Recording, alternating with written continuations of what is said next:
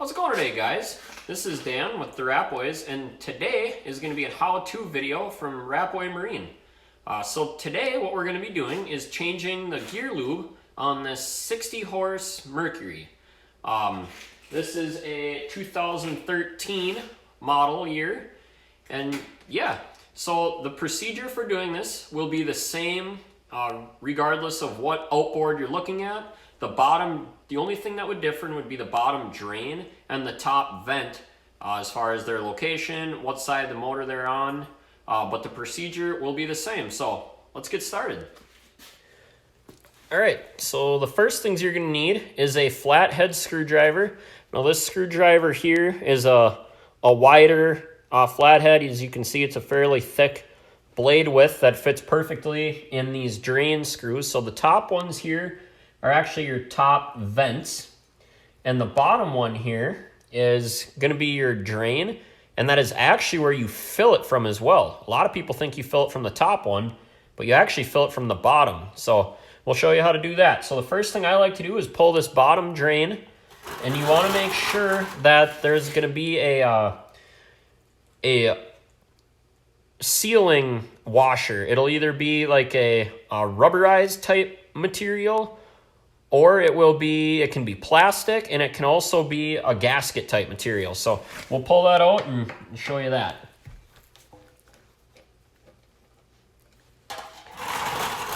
Now the reason you pull the bottom one first is it helps not to make as big of a mess on your hands and everything. So if you can see here, here's what the bottom drain screw looks like.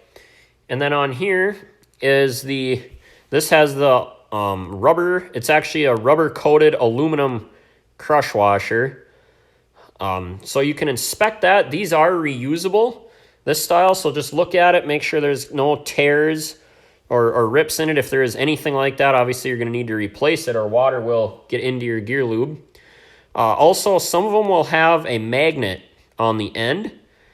Make sure you clean that magnet off. It's a good time to see if there's any large chunks.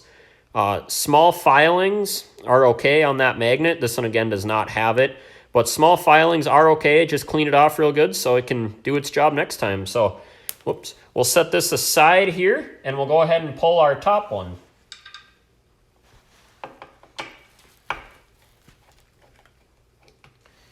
Pull that guy out. And again, same thing. Inspect it for any rips or tears in that surface. Again, regardless of what style you have. So a lot of times when there is a magnet, there'll just be one magnet. The magnet always goes in the bottom fill or drain location, not in the top. If you think about it, as the fines or the metal chunks settle in the gear lube, it's going to end up in that bottom. So that way it collects on your magnet. So if there is no magnet, these are the same in most cases. If there's two magnets, obviously, then one in the top, one in the bottom. So we'll let this drain out, and then I'll get back with you on how to refill it.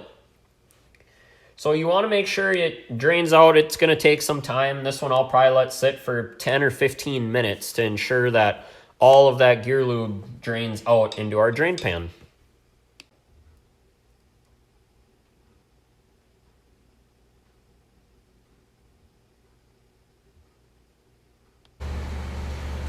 Now, obviously for the average boat owner, you're not going to need 5 gallons of gear lube.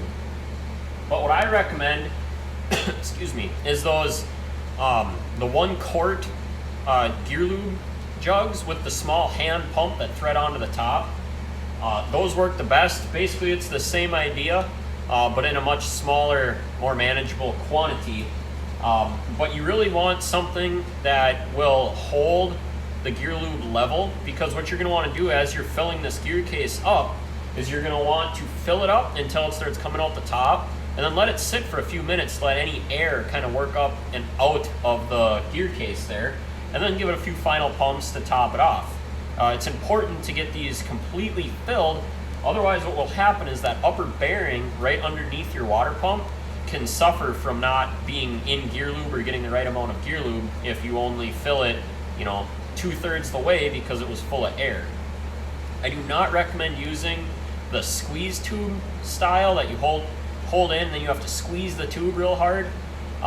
Them can work out okay on a real small outboard, like 15 horse or less, that has a small gear case. But if you're gonna be doing your own maintenance items like this, I really recommend getting the small hand pump. You can pick them up at any boat dealer, even like Fleet Farm has them for that matter, and kind of doing it the right way and making sure it's completely full. So we're gonna let this finish draining, and we'll show you how to finish this up. All right, so now that it's completely done draining, you're gonna want to take your threaded end, and again, thread it into the bottom, the drain hole on the gear case. A lot of people think you fill them from the top. That is incorrect. You will not get it completely full of gear lube, and your gear case can suffer because of it. So go ahead and thread that guy into the bottom. Again, if you have the small hand pump, same exact idea. This is just more of a industrial type setup here, but same exact idea. So you want to go ahead and thread that in. It's okay if just a small amount of gear lube leaks out the bottom as you're kind of filling it. That's perfectly fine, as long as it's not a large amount. So now we're going to watch this top hole and wait for gear lube to come slowly running out of that. So we'll get pumping it here. And how much gear lube it takes all depends on the year, make, and model of your outboard. So it just kind of varies. The best way to find that information out is going to be in your owner's manual, should tell you. So there you can see we've got our gear lube running out, and you can see all them air bubbles in it. So what you're going to want to do now that it came out the top is go ahead and just wait 5-10 minutes even, to kind of let that air work out. And once we do that, you will see the amount of air bubbles that'll come out of that, or you'll be able to tell the amount of pumps that you do that you're actually topping off that gear lube level. So again, the perfect fill amount is right at the bottom of that hole. Anything less than that is underfilled, and like anything that doesn't have enough lubricant in it can cause failure. So we'll get back with you in a few minutes once it kind of burps some of that air out. Okay guys, so it's been about 10 minutes. Let's go ahead and see how much air ends up coming out of here. So here's one full pump, almost completely down. So there's one full pump. Now granted, it only took about 5 pumps to fill this gear case completely up. So just gives you an idea. I bet it'll start coming out at the end of this pump. Yep, right there. So that was 2 full pumps, and you can still see some air bubbles, but you know, we're all the way up at the top now. So then I just give it just a little bit more. Let that air bubble out. All right. So now what you want to do is take your top drain plug here. Again, making sure that there's no debris on it. It's all cleaned up, no tears, no rips, nothing crazy like that. And put your top drain plug in before you remove your gear lube fill adapter on the bottom there. So just kind of get it started by hand. Make sure you're not cross threading it, because that can really screw up the threads. And tighten her down real good. Now we'll go ahead and do the bottom one. So this one is obviously a bit more tricky. What you want to do is, as soon as it comes out, plug it with your finger. I got to get a better swivel for the end of this. You want to plug it with your finger real quick like that. Put that off to the side. Have your screwdriver ready. Take your bottom drain plug again. This would be the one with the magnet if you have one with a magnet. This one does not. And quickly slide your finger off in the drain plug into place as quickly as possible. Again, starting it by hand to ensure that you don't cross thread it. Threading it in. Tightening her up real good. And you're done. That's that. Other than obviously a little bit of degreaser and cleaning up your gear lube mess, it's done.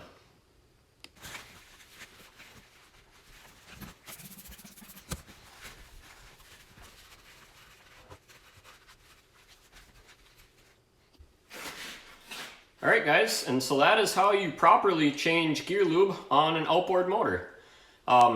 hope you learned something here today. The only thing that I did forget to mention is as you're draining it, if the gear lube looks to be very, very milky, or if even water comes out first, I recommend getting it into a boat shop. The gear case has got a leak in it somewhere and it's going to need to get pressure tested and get that taken care of, because obviously if there's water in it, your gears and your bearings are running in a solution of gear lube and water, and that's not good. That will cause huge issues for you down the road. So thanks for watching this video today. Hope it was helpful.